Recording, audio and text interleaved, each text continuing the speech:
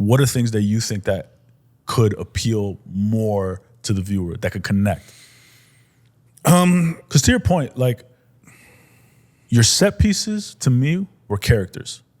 Always have been. Your colors are characters. Everything around the artist is a character in a lot of ways. But with the limited resources, and because now it's like go, go, go, go, go, how are you building this world out on social media? I would tell a kid, go find an interesting location. Yeah. Just shoot in a real place, something that looks like a video set. Lots of these buildings look like fucking sets, you know what I mean? Lots and lots and lots and lots of locations, lots of transitions. You should not be anywhere for too long in the edit. You should be moving and moving and moving. We're over here and that, and a new visual, and the outfit and the thing, and you know what I mean? Like, there's ways to keep pushing the visual, so it's just, you're overloading people. Yeah, that's true, especially with the attention span today. Yeah. I mean, that's how you're going to get people up these days, because so much of it is, there's just so much, man. So you got to really cut through the noise. And how do you cut through the noise? Have something visually that is appealing. Obviously the music's got to be good, I always think, but that's subjective as well too. But I think there's always something that kind of cuts through. Sometimes it doesn't even have to be too crazy everywhere, but you just got to evoke the emotion. Yeah. Right? Yeah. Is it about the record? There was a time in music videos back in the bigger production, and they'd love to do opposites. The song is called Rain, so we're going to shoot it in the desert. The song is called Lightning, so we're going to shoot it in a sunny day. This is the treatments the video. Yeah, this is the shit. They thought they were being very clever. Right. Like, we're not doing what's in the song. And I didn't grow up like that. If the song was lightning, there should be fucking lightning. If the song's called Rain, you put them in the fucking rain. Like, if it's a love song, put it, you know what I mean? Yeah, that's not like, do it. Just do what the song's about. Right. Or, I mean, Colin Tilley, what I loved about Colin Tilley is that he wouldn't give a fuck. It's like a song about a one-night stand, and they're like in a fucking, auto body garage singing in front of cars. You know what I'm saying? Like, in his moment, I appreciated the not give a fuckness of it all, but you could see there was an artistic vision to it. You feel what I'm saying? Yeah. Like, there was an art to it all. He wasn't doing it just because, look how clever I am, that I ignored the lyrics. You know what I mean? So whatever it is, it needs to be artistically pure. If you think you're being clever, you're probably not being too clever. Is that the compulsion that every artist has got to follow in order to be able to connect? Every person in life, you have to follow your compulsion. What are you compelled to do? There's a lot of fear with that, though. People like yourself and myself, we do that. I almost feel like there's no other option for me. I would die. You know what I mean? And I can't do that. And I have a lot of respect for people who don't do that and can do something else. It's just not for me. But a lot of people have a lot of fear trying to do this. What if I fail? What if I don't make it? What if my parents, all this stuff? How do you get past that shit? I don't know. I'm like you. I was just compelled to do this thing, and I went and did it. I mean, I guess not everyone has that. Right. I mean, you know what I mean? Like, their compulsions and their drive don't always line up. I don't know, bro. I can't tell you you got to figure out how life works for you. Yeah, I think a lot of people I think people have desire, very few ambitious people, though. Yeah. I don't know what to tell you about it. Yeah. I was thinking about that, though, because sometimes I can't, you talk to some people, your friends or whatever, you can't get through them on some stuff, and you're like, yo, just do it. Who cares if you fail? We fail every day. But some people, it just doesn't register the same. I don't know. Some people, failure is not an option for them. I don't know. God bless. I mean, I don't know hey, listen, everyone's got it's life, man. There's life. You're playing a game. You got a hand that you're playing. Yeah. That's the game. You early on realized that, I mean, you thought you were going to be a comic book artist, right?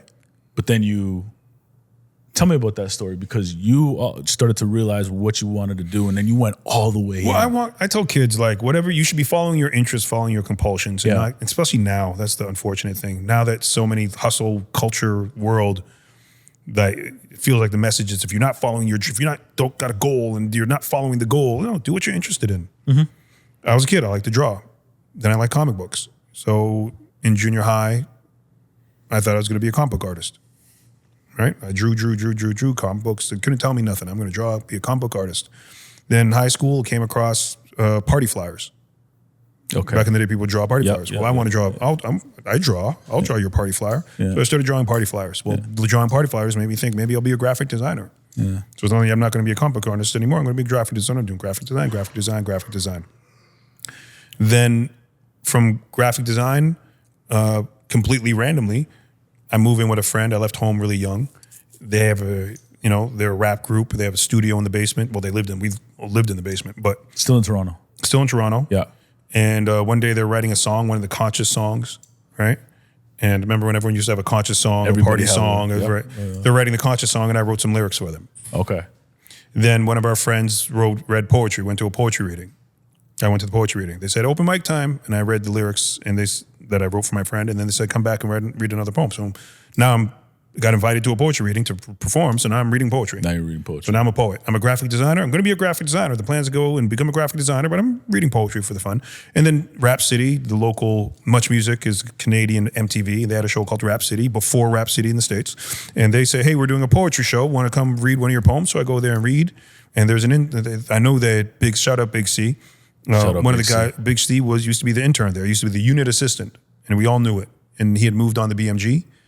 And I said to the producer, Michelle Geister, shout out Michelle Geister. These are foundational Toronto hip hop people. Mm-hmm. Hey, what's up with Big C's job? Oh, he's not here anymore. Can I take it? Through my school, I ended up doing the unit assistant job, right? As an intern. As an intern. Yeah. Essentially an intern, unit assistant. That's when I looked at the camera and said, this is creative. Maybe I'll do TV or, filmmaking. And then, you feel what I'm saying? Yep. My interests Took you there. Now, if I had said, I don't read poetry, I'm too cool, I'm too this, I don't that, well, I never would have got to much music. I never would have. Right. I'm interested in poetry, I'll do some poetry. Yeah, I'm interested in this, I'll do that. I'm interested in that, I'll do that. And you're building, how are you building your catalog, your reel at this point? Just shooting. My school project, I made, and that's how it all comes together. I wrote a poem with a friend of mine about, some kid talking shit, getting shot in school, whatever. Little street. So it's explaining the foolishness of how violence can happen. Mm-hmm. And I wrote the poem, recorded it, and then for my project, I made a music video out of it. A video. It was a spoken word piece. But I shot it. I shot the storyline with a handy cam. I asked Basil Young, Master T's brother, to shoot the performance with his camera. Okay. With the high quality news camera. Yeah. So the performance had a little more quality. Yeah, it's got a little more. And then I did the edit at the connections I had at Much Music in their edit bay. So I had dissolves and slow motion and the lips synced up. And for people who don't know, back in the day, if you did not have professional equipment, it was impossible for your lips to move to a track you laid down. Impossible. It couldn't happen. Impossible. So I had professional editing equipment. And you're cutting linear too. We're cutting, the whole thing, right? So yeah, shooting on digital, like all this shit is happening. So then I had that piece of work to go show people. So people go, oh, this kid has some talent. So, all these things all come together. Again, when you live a very good life, a very blessed life, then it's very easy to say, boy, God, I'm okay. God has guided me through. I am good. Yeah. So all those amazing coincidences, God just, it feels like someone just moved you through it. It really does. How much of that do you think that was you versus God? I don't know, man. I'll say God because I'll live in that. Yeah. Yeah. Go ahead. The 13-year-old who fucking murdered 2 people and ended up in jail for 100 years probably has a very different outlook on God's involvement in their life. Mm-hmm. Mm-hmm. So you can get deep about that. But for those of us who are, living a pretty good life, it's easy to say, clearly I'm a chosen one. It fucks me up when I saw that. I saw that recently. That fucked me up. I haven't even seen that. No, some guy, he's in jail and someone's interviewing him. He goes, I was 13. Oh, I did see that. Yeah. Yeah. 13 years old. Yeah, there's an older gentleman on the other side. He was telling him. 13 years old. Well spoken and everything. Yeah. 13 years old. And they said, we're putting you in jail for 100 years. Yeah. Yeah, I saw that. Yeah, I thought about that when I was watching that too. And I was thinking, doesn't know how to drive a car, he said, doesn't know X amount of things. And you're thinking, I think to myself when I see that, I'll never know that side of the world. But you realize how blessed and fortunate you are. That's what I'm saying. 13. Heavy. I say, because I'm a believer in God, that I'm just fortunate that he, she, whoever, gave me the wherewithal to understand these things about life in a certain way. Because not everybody has that. It's tough, bro. I mean, but hey, like I said, sometimes things work out in such ways you're like, there gotta be, it feels like someone's guiding me through this, man. And yeah. So when you were showing that video to everybody, they were saying they got talent. Who's the first person that's like, let's do something? Locally, no one. I mean, it's never at home, huh? It's never at home. People got to go and see what you're doing out in the People States, know you, what they do. People knew me as the poetry guy. People knew me as the art guy. Yeah. They're like, oh, you make art. You can't, you think, I mean, look, people can't understand you having a beer and then making it a light beer. You're the beer guy. What do you mean light beer? What do you know about light beer? I know beer. Yeah, but you know beer. You don't know light beer. I don't know about this. You know what I'm saying? This is really how people think. Yeah. And yeah, so if they know you as a thing, it's just like you have a friend who's fat and they lost a bunch of weight and you're like kind of like the fat. Kind of like it better than the fat. Can't, you know what I'm saying? Like, you just, I know you how I know you, and that's how I know you. Yeah. And it's hard to remove that from your fucking psyche. That's true. Like, which version of Jonah Hill do you prefer? Fat Jonah Hill. No, I like super bad Jonah Hill. I like super bad Jonah Hill. We all like super bad Jonah Hill. Yeah. Come on. He's the one. He's the one. Yeah. Moneyball Jonah Hill's good too. Yeah. He's still, you know. I mean, yeah, but still, like, I like some weight on I like some weight on my Jonah Hill. I'm a comedian. And then on the flip side, which Elvis do you like the most? I mean, I don't know. I don't really know Elvis. And there's an overweight Elvis that just feels really like, there's something that feels sad. But I mean, what's sad about it? He's fucking Elvis. Of course, he's a grown ass man. He has to be fucking super sexy his whole fucking life. But yeah, exactly. Yeah. Well, back to even just going and bringing the demo reel around everywhere. You remind me a lot of Jessie in that instance, because she had a guitar everywhere. Everywhere we went in Los Angeles, and it's funny enough, it was like in Los Angeles because we would go over there to just figuring it out. Yeah. Not really having a plan. Had a publisher that flew us out, a couple of sessions, but then stayed for months.